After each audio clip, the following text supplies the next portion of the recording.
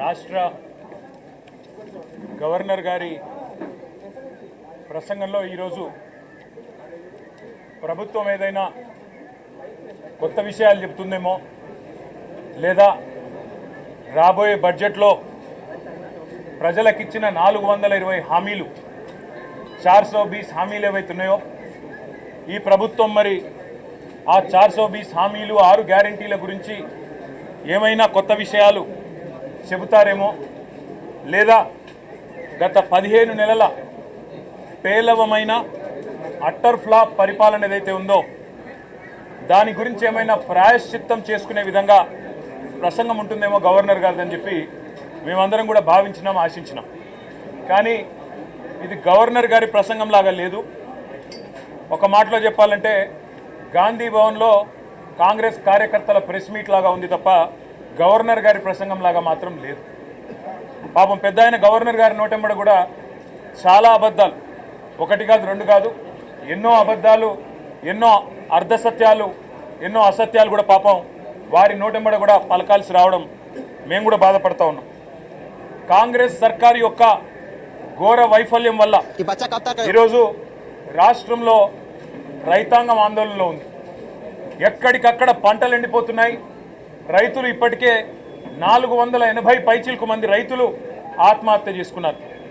వాళ్లకు కనీసం ఒక్క మాట, వాళ్లకు సాంత్వన చేకూర్చే మాట, వాళ్లకు ఉపశమనాన్ని ఇచ్చే మాట, వాళ్ళకు భరోసానిచ్చే ఒక్క మాటనన్నా గవర్నర్ నోటెంబడి వస్తుందేమో. పంటలు ఎండిపోకుండా కాపాడుతాం, నీళ్ళు ఇస్తాం, బుద్ధి తెచ్చుకున్నాం, ఇకనైనా బుద్ధితో మెదులుతామని చెప్పి ఒక్క మాటన్నా చెప్తారేమో అనుకున్నాం. ఒక్క మాట కూడా వారి నోటెంబడ రాలేదు. అసలు ఈరోజు వరకు రాష్ట్రంలోని ఏ గ్రామంలో కూడా 25 నుంచి 30% మించి రుణమాఫీ జరగలేదు. ఇది నిర్వివాదం. ఇది మేము శాసనసభలో పోయిన సమావేశాల్లోనే అడిగినాం. ముఖ్యమంత్రి గారు సొంత ఊరికి పోదామా, సొంత నియోజకవర్గానికి పోదామా, ప్లేసు, డేటు, టైము మీ ఇష్టం, ఊరు కూడా మీ ఇష్టం. ఒక్క ఊళ్ళే 100% రుణమాఫీ అయితే మేమందరం రాజీనామా చేసి పోతామని చెప్పి కూడా చెప్పినాం. కానీ మళ్ళీ ఈరోజు గవర్నర్ గారి నోటెంబడ రుణమాఫీ అయిపోయింది, లక్షలాది మంది రైతులు సంతోషంగా ఉన్నారు అని చెప్పి అబద్ధాలు చెప్పించి గవర్నర్ గారి స్థాయిని కూడా దిగజార్చి ఈ కాంగ్రెస్ ప్రభుత్వం మళ్ళొక్కసారి తన భ్రష్టత్వాన్ని, తన నీచత్వాన్ని బయటపెట్టుకుంది. పెట్టుబడి సాయం అందని రైతులు రుణమాఫీ కాక, పెట్టుబడి సాయం జరగక, కేసీఆర్ గారి టైంలో ఉండే రైతు బంధును కూడా కనీసం అమలు చేసే పరిస్థితి లేక ఆగమాగమైపోతుంటే ఇవాళ రైతు బంధు మొత్తం అందింది. అది మాత్రమే కాకుండా రైతు కూలీలకు కూడా సాయం చేస్తున్నామని చెప్పి గవర్నర్ గారి నోటెంబడ ఇవాళ అబద్ధాలు చెప్పించడం అంటే గవర్నర్ గారికి కూడా అవమానం. ఇది వారు కూడా గుర్తించాలని చెప్పి కూడా మేము కోరుతా ఉన్నాం. సాగునీటి సంక్షోభం రోజు రోజుకు తీవ్రమవుతా ఉంది. కేవలం కేసీఆర్ గారి మీద గుడ్డి ద్వేషంతో, మా పార్టీ మీద గుడ్డి కోపంతో అక్కడ మేడిగడ్డను రిపేర్ చేయకుండా 15 నెలలు ఎండబెట్టడం వల్ల ఇవాళ మొత్తం గోదావరి పరివాహక ప్రాంతంలో ఎండిపోతున్న ప్రతి ఎకరా పంటకు బాధ్యత తీసుకోవాల్సింది రేవంత్ రెడ్డి అనే ఈ ముఖ్యమంత్రి. రేవంత్ రెడ్డి అనే చేతగాని ముఖ్యమంత్రి వల్ల ఈరోజు రాష్ట్రంలో లక్షలాది ఎకరాల్లో పంటలు ఎండిపోతుంటే, ఆ పంట ఎండిపోయి అవస్థలు పడుతున్న రైతులు, తమ పొలాన్ని నిప్పు పెట్టుకుంటున్న రైతులు, తమ పొలంలో ఇలా గొర్రెలను మేకలను మేపుతున్న రైతులు వాళ్ళు ఎదురు చూసిండ్రు గవర్నర్ గారి ప్రసంగం నుంచి. ఒక్క మాటన్న వస్తుందేమో, మేము పంటలను ఎండిపోకుండా కాపాడుతాం, మేమున్నాం, ఈ ప్రభుత్వం భరోసా ఇస్తున్నది, మీకు రిపేర్ చేస్తాం మేడిగడ్డను, ఇన్ని రోజులు కేసీఆర్ గారి మీద గుడ్డి కోపంతో తప్పు చేసినాం అని ప్రాయశ్చిత్తం చేసుకుంటారు అనుకున్నాం. ఆ సోయి కూడా ఈ ప్రభుత్వానికి లేదు.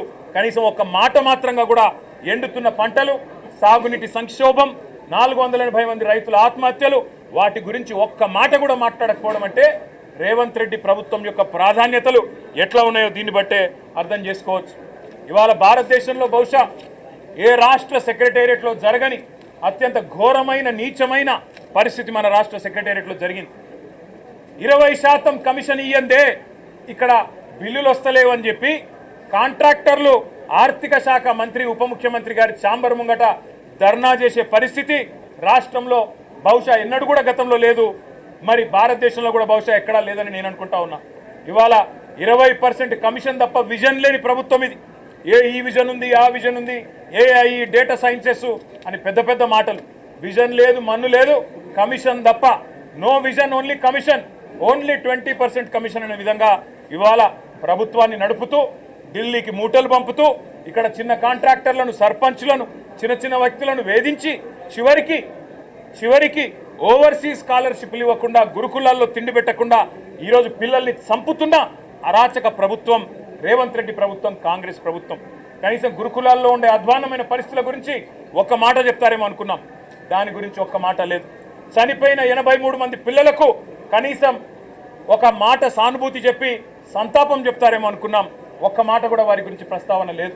అదే మాదిరిగా ఇంకా విచిత్రం, 10 ఏళ్లలో కేసీఆర్ గారి ప్రభుత్వం ఆనాడు 4,17,000 కోట్ల అప్పు చేస్తే 4,17,000 కోట్ల అప్పు చేస్తే అంటే సంవత్సరానికి 41,000 కోట్ల అప్పు చేస్తే అప్పులు అని గుండె బాదుకున్న కాంగ్రెస్ సన్నాసులు ఇవాళ ఒక్క సంవత్సరంలో 1,62,000 కోట్ల అప్పులు తెచ్చిన విషయం ఒక మాట చెప్తారేమో అనుకున్నాం.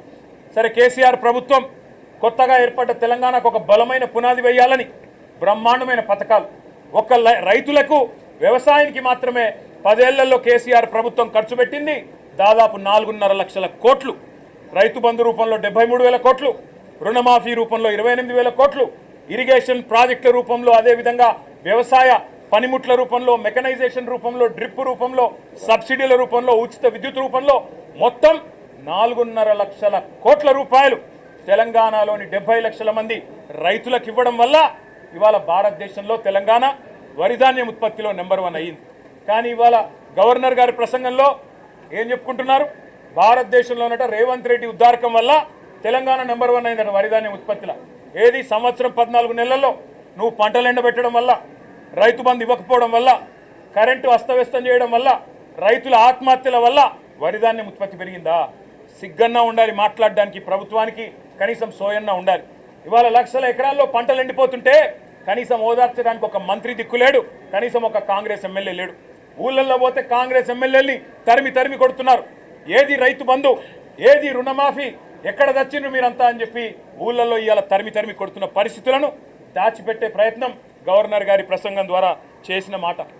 1,50,000 కోట్లు, 1,62,000 కోట్లు అప్పు చేసి ఒక్కటంటే ఒక్కటి కూడా పథకాన్ని ప్రారంభించని ఒక అసమర్థ ప్రభుత్వం రేవంత్ రెడ్డి ప్రభుత్వం. కేవలం కుంభకోణాలు, 20% కమిషన్లు, 30% ల్యాండ్ డీల్స్. నా మాట కాదు, కాంగ్రెస్ ఎమ్మెల్యేలు చెప్తా ఉన్నారు 30% కమిషన్ ఇస్తేనే మా మంత్రులు పనిచేస్తారు, 20% కమిషన్ ఇస్తేనే బిల్లులు వస్తాయి అని వాళ్ళ స్వయంగా కాంగ్రెస్ ఎమ్మెల్యేల నోటంబడ వస్తున్న మాటలు, కాంట్రాక్టర్లు సెక్రటేరియట్లో ధర్నాలు చేస్తున్న పరిస్థితి. ఈ దుస్థితి గురించి గవర్నర్ గారు ఏమన్నా చెబుతారేమో. అవినీతి రహితంగా ప్రభుత్వాన్ని నడిపే ప్రయత్నం చేస్తాము. ఢిల్లీకి మూటలు పంపేదానిలో బిజీగా ఉన్నా, పదవులు కాపాడుకోవడం కోసం ఢిల్లీకి మూటలు తప్పకపోయినా కనీసం ఇకనైనా సర్దుకుంటాము, సరి చేసుకుంటామని ఒక్క మాట చెప్తారేమో అనుకున్నాం. దాని ప్రస్తావన లేదు. ఒక్క గ్యారంటీ లేకుండా, ఒక్క గ్యారంటీ అమలు చేయకుండా, 420 హామీల్లో కనీసం ఒక్క హామీ అమలు చేయకుండా, ఇవాళ ఒక్క కొత్త ప్రాజెక్టుకు ఇటుక కూడా పెట్టకుండా 1,62,000 కోట్ల అప్పు చేసినందుకు గవర్నర్ గారు ఏమైనా మందలిస్తారేమో రేవంత్ రెడ్డి గారిని అనుకుంటే, మరి అక్కడ కూడా గాంధీ భవన్లో ఒక కార్యకర్త చేసే ప్రసంగం లాగా ఇవాళ గవర్నర్ గారి ప్రసంగం సాగింది. ఒక మాటలో చెప్పాలంటే తెలంగాణలో మా పిల్లలకు అర్థమైంది నేను చెప్తే. ఈరోజు నిజానికి తెలంగాణలో ఉన్న పరిస్థితికి సావుడప్పు కొట్టాలి, కానీ పెళ్లిలో డీజే కొడతారు చూడు, ఆ డీజే కొట్టినట్టు ఈ ప్రసంగం డబ్బా కొడుతూ గవర్నర్ గారు ఇవాళ రేవంత్ రెడ్డి ప్రభుత్వం ఏదో ఉద్ధరించింది. ఏం ఉద్ధరించింది? ఎవరిని ఉద్ధరించింది? నేను ఒక్క మాట అడుగుతా ఉన్నా. దావోస్లో 1,79,000 కోట్ల ఇన్వెస్ట్మెంట్లు అని గవర్నర్ గారు నోటెంబడం మళ్ళొక్కసారి పచ్చి అబద్ధం చెప్పించారు. పోయిన సంవత్సరం మీరు చెప్పిన 40,000 కోట్లలో 40 పైసలు వచ్చినాయా? దమ్ముంటే రేపు ప్రభుత్వం శ్వేతపత్రం ప్రవేశపెట్టాలని చెప్పి మేము డిమాండ్ చేస్తూ ఉన్నాం బడ్జెట్ సమావేశాల్లో. పోయిన సంవత్సరం జనవరి 2024లో మీరు చెప్పిన 40,000 కోట్ల పెట్టుబడులు దావోస్ నుంచి 40 పైసలన్నా వచ్చినాయా? దమ్ముంటే, ముఖ్యమంత్రికి చిత్తశుద్ధి ఉంటే ప్రవేశపెట్టండి శ్వేతపత్రం. మీ అన్నదమ్ములతో మీరు కుదుర్చుకున్న కాంట్రాక్టులు కాదు. స్వచ్ఛ బయో అనే కంపెనీ పెట్టి అనుముల జగదీష్ రెడ్డి అని రేవంత్ రెడ్డి గారి సోదరుడే 1000 కోట్ల పెట్టుబడి పెడుతున్నట్టు బిల్డప్లు ఇవ్వడం కాదు ఇవాళ పెట్టుబడులు తేవడం అంటే. ఇవాళ తెలంగాణ నుంచి పెట్టుబడులు తరలిపోతున్నాయి, ఇది వాస్తవం. కేయిన్స్ అనే సంస్థ మేమానాడు కష్టపడి మైసూరు నుంచి పట్టుకొస్తే 3,700 కోట్ల పెట్టుబడి ఇవాళ సెమీ కండక్టర్ పరిశ్రమ గుజరాత్కు తరలిపోయింది, దొలేరాలో పెట్టుబడి పెట్టింది. కార్నింగ్ అనే పరిశ్రమ 1000 కోట్ల పరిశ్రమ మేము ఆనాడు పట్టుకొస్తే ఈరోజు తమిళనాడుకు పోయింది. ఆ పరిశ్రమ చెన్నైలో పెడతా ఉన్నారు. అదేవిధంగా ప్రీమియం ఎనర్జీ అనే కంపెనీ 1700 కోట్ల పెట్టుబడి సోలార్ కంపెనీ ఇవాళ ఆంధ్రప్రదేశ్కి తరలిపోయింది. వాస్తవాలు ఇట్లా ఉంటే 1,79,000 కోట్ల పెట్టుబడులు, 1,79,000 కాదు కదా, 1,79,000 కోట్లు కాదు కదా. ఈ ప్రభుత్వం ఎంత అసమర్థ ప్రభుత్వం అంటే కొత్తగా ఒకరు కూడా పెట్టుబడి పెట్టడానికి ముందుకొచ్చే పరిస్థితి లేదు. వీళ్ళ ఆర్ఆర్ ట్యాక్సులు, వీళ్ళ కమిషన్లు, వీళ్ళ దాడికి తట్టుకోలేక నిర్మాణ రంగం కుదేలైపోయింది. రియల్ ఎస్టేట్ మొత్తం అస్తవ్యస్తం అయిపోయింది. ఇప్పటికే నిర్మాణ రంగం పూర్తి స్థాయిలో పడిపోయిన పరిస్థితి. ఇంకోవైపు ప్రభుత్వమే స్వయంగా చెప్తా ఉంది ఇప్పటి వరకు తమ ఫిస్కల్ టార్గెట్లు రీచ్ కావడం లేదని బడ్జెట్లో కూడా చెప్తారని అనుకుంటా ఉన్నాం. కాబట్టి పరిస్థితి ఏమో ఇట్లా ఉంటే ప్రతి పదం గవర్నర్ గారితో ఈరోజు చెప్పించింది అబద్ధం, ప్రతి మాట ఈరోజు గవర్నర్ గారి నోటెంబడ వచ్చింది అసత్యం, ప్రతి వాక్యం పచ్చి మోసం. మరి మోసం చేసింది ఇవాళ తెలంగాణ ప్రజల్ని మాత్రమే కాదు, గవర్నర్ గారిని కూడా ఈ రాష్ట్ర ప్రభుత్వం మోసం చేసింది, గవర్నర్ గారిని కూడా అవమానించింది. ఇంకొక మాటలో చెప్పాలి అంటే దశ దిశ ఏదీ లేని కేవలం ఒక డబ్బాలో గులకరాలు వేసి ఊపితే ఎట్లా అయితే సౌండ్ వస్తుందో అట్లాంటి అది పరిస్థితి తప్ప ఇంకొక మాట కూడా లేదు. ఇంకా దారుణమైన మాట, బీసీలను కులగణన పేరుతో వంచి అవమానించి, ఈ మాట మేమనలేదు, ఒక కాంగ్రెస్ ఎమ్మెల్సీ గారంటే ఆయనను కూడా సస్పెండ్ చేసి పారేసినారు. మీరు ఎట్లా తగ్గిస్తారయ్యా? కేసీఆర్ గారి ప్రభుత్వం ఉన్నప్పుడు సమగ్ర కుటుంబ సర్వేలో ఆనాడు 56% ఉన్న బీసీలు ఈరోజు 46 ఎట్లయితారని చెప్పి ఒక ఎమ్మెల్సీ గారు అడిగితే ఆయనను తీసుకుపోయి పార్టీలను సస్పెండ్ చేస్తారు. ఇవాళ మేమనడం కాదు కదా, రాష్ట్రంలో ఒక్క బీసీ సంక్షేమ సంఘం మీ లెక్కలు కరెక్ట్ అంటుందా? ఒక్క బీసీ బిడ్డ మీ లెక్కతో ఏకీభవిస్తున్నాడా? అదేవిధంగా మీ ఎమ్మెల్సీలు మీ ఎమ్మెల్యేలైనా కనీసం వాళ్ళైనా ఏకీభవించే పరిస్థితి ఉందా?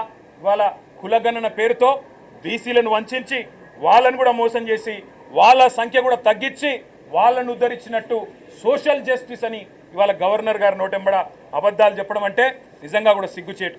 అదేవిధంగా కాంగ్రెస్ తల్లిని తీసుకొచ్చి రుద్ది, కాంగ్రెస్ తల్లిని సెక్రటేరియట్లో పెట్టి, రాహుల్ గాంధీ తండ్రిని సెక్రటేరియట్ ముందు పెట్టి అదేదో గొప్ప పని చేసినట్టు, తెలంగాణకు వాళ్ళేదో ఉద్ధరించినట్టు సిగ్గు లేకుండా మాట్లాడుతున్న ఈ ప్రభుత్వానికి మేము చెప్పేది ఒకటే, కాంగ్రెస్ తల్లిని రాహుల్ గాంధీ తండ్రిని మంచిగా భద్రంగా ప్యాక్ చేసి గాంధీ భవన్ పంపిస్తాం 3 ఏళ్ల తర్వాత, తప్పకుండా ఎక్కడ పెట్టుకోవాలో అక్కడ పెట్టుకోండి అని చెప్పి కూడా తెలియజేస్తూ, గవర్నర్ గారి ప్రసంగం ఈరోజు పూర్తి స్థాయిలో ప్రజలను వంచడమే కాకుండా, ప్రజలను మోసం చేయడమే కాకుండా గవర్నర్ గారి ప్రతిష్టను కూడా తగ్గించిందనే మాట కూడా నేను మీకు తెలియజేస్తా ఉన్నా. Thank you.